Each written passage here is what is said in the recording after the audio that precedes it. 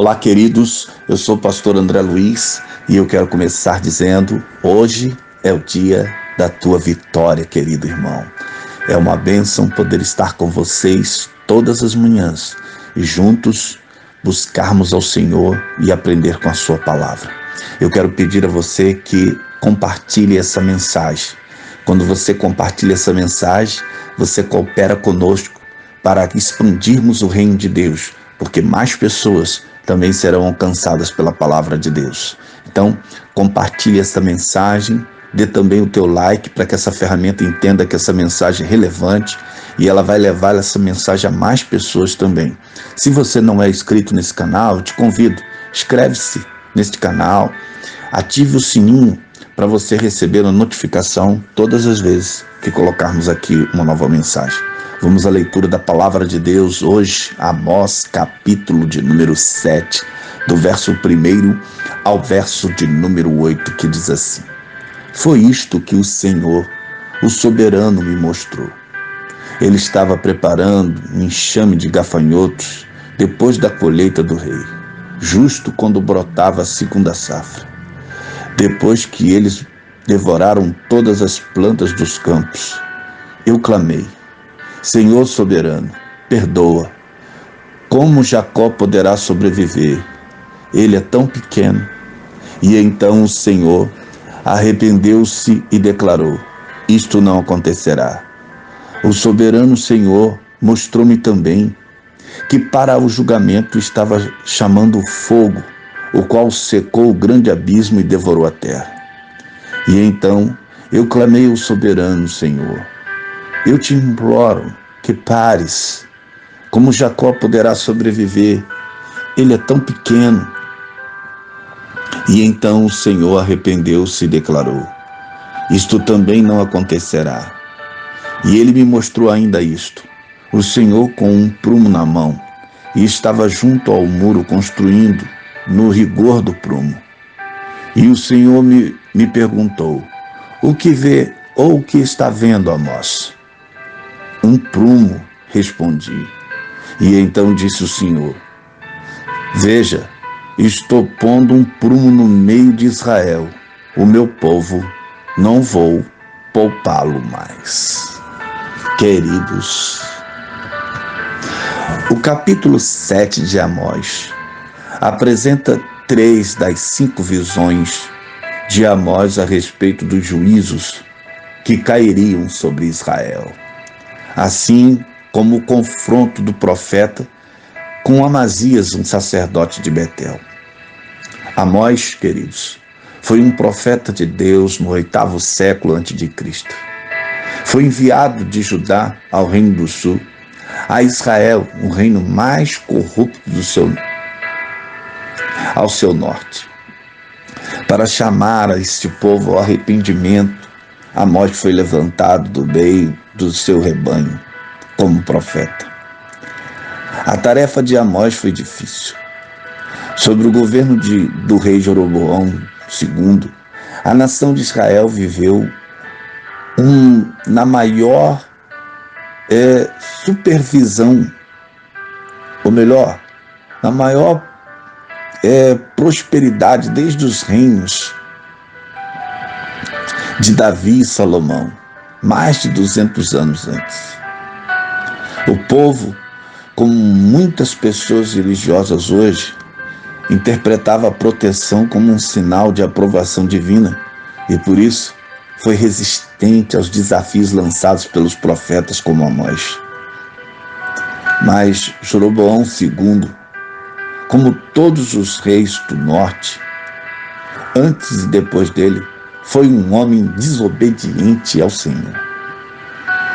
Depois de séculos de idolatria e rebeldia, o povo estava chegando cada vez mais perto do castigo de Deus. Castigo esse que seria inevitável se o povo não se arrependesse. Queridos, houve uma época em que o povo de Israel foi muito privilegiado. Deus o chamou da escravidão do Egito e lhe deu a terra de Canaã. Mas ele prometeu também castigar a nação se ela se tornasse desobediente. Israel tinha um passado glorioso, mas na época de Amós não estava mais servindo ao Senhor. E o problema foi simples. Eles deixaram de andar conforme a vontade de Deus. Por isso o profeta disse no capítulo 3, no verso 3, andarão, pois, dois juntos, se não houver entre eles acordo? O povo se acostumou tanto com a sua prosperidade e conforto que gozava, que não conseguia nem imaginar um castigo severo. Não esperava a justiça de Deus, embora seus atos estivessem invocando a ira do Senhor sobre a nação rebelde. Veja o que o profeta disse no capítulo 6 ainda, vamos relembrar. Ele disse: vós que imaginais estar longe o dia mau e fazeis chegar ao lugar da violência. Pode, queridos, nos surpreender descobrir que este mesmo povo rebelde mantinha ainda diversas práticas religiosas.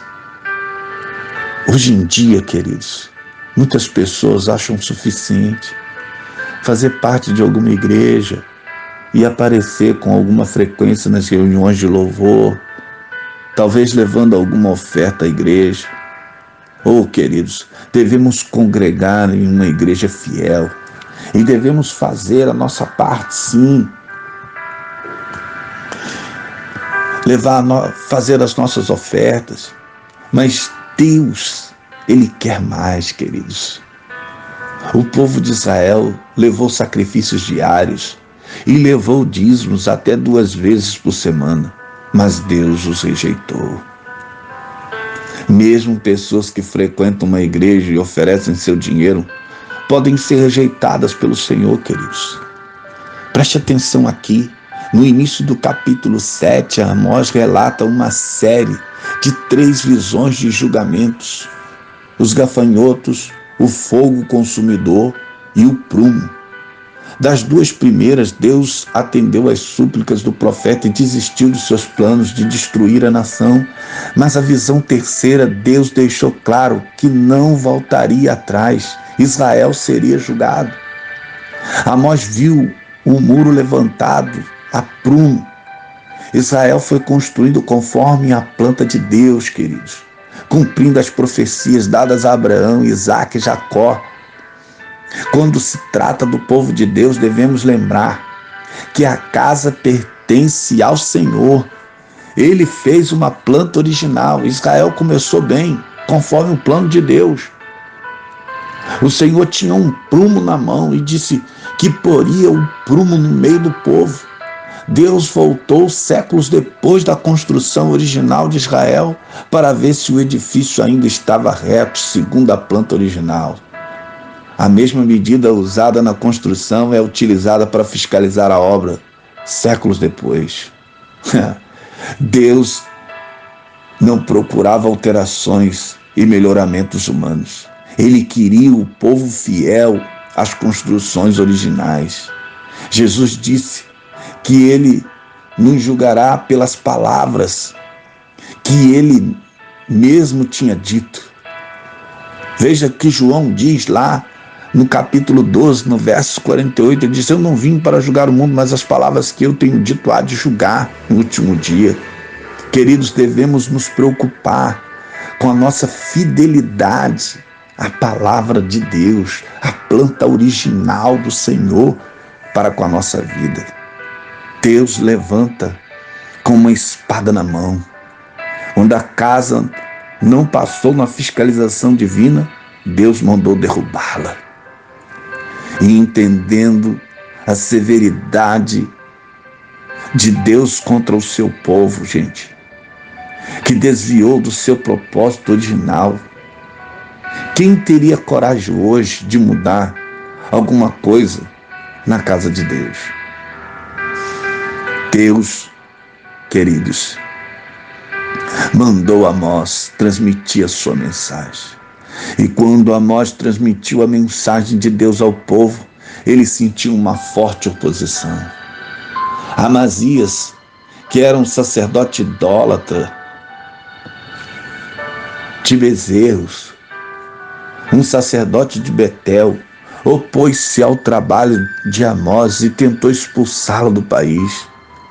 Considere aqui as táticas e os argumentos que usou Amazias. Usou a sua influência política, pois não tinha argumentos nas Escrituras. Usou o povo e não a palavra de Deus, como padrão dizendo, a terra não pode sofrer suas palavras. Desprezou o profeta de Deus por ser estrangeiro, ao invés de considerar a mensagem dele. Amós não escolheu o lugar de seu nascimento, queridos, mas decidiu ser fiel ao Senhor e pregar a palavra de Deus. Deus espera que homens se coloquem na brecha, assim como Amós. Veja, ele defendeu seu território. Olha o que Amazias, o argumento de Amazias, defendeu o seu território com autoridade dada a homens, citando o santuário do rei, e não de Deus, o templo do reino, e não do Senhor, como diz aqui o verso 13. Queridos, a mensagem de Amós não foi bem aceita, mas foi verdadeira. Ele avisou o povo do perigo de ser religioso sem ser obediente à palavra de Deus. Preste atenção nessa verdade, queridos. Porque a mensagem de Amós é tão odierna como nos dias em que ele pregou. Ele avisou o povo do perigo de ser religioso sem ser obediente a Deus. Agora, mais de 2.700 anos mais tarde, o que faremos com a mensagem deste profeta? Se Deus permanece no meio do povo religioso hoje, com o seu prumo na mão, qual será o resultado da fiscalização? Se o prumo está torto, devemos ter, queridos, a coragem de derrubar as paredes ou de derrubá-los, o plano, totalmente e voltar à planta original. Oh, queridos, eu quero terminar este devocional lembrando sobre o poder da intercessão, pois esse capítulo começa com o profeta intercedendo pela sua nação e pelo povo. Então eu te convido nesta manhã a orar. Vamos orar pela nossa nação, vamos orar pela nossa igreja, vamos nos colocar na brecha e quem sabe assim o Senhor se compadeça de nós. Querido e eterno Deus, Pai, nesta manhã eu te oro para que venha a nós o teu reino e seja feita a tua vontade, que o Senhor perdoe os nossos pecados e que tenha misericórdia de nós, Senhor, nos ensinando todos os dias, por meio da tua palavra, um viver honesto e fiel, ó Deus, guardando os teus mandamentos e aprendendo com a tua palavra. Esta é a oração do teu servo nesta manhã. Fica conosco e nos dá um dia abençoado, em nome de Jesus. Queridos, eu vou ficando por aqui, mas eu quero terminar dizendo: Deus abençoe a tua casa, Deus abençoe a tua família, Deus abençoe a tua vida, em nome de Jesus. Amém.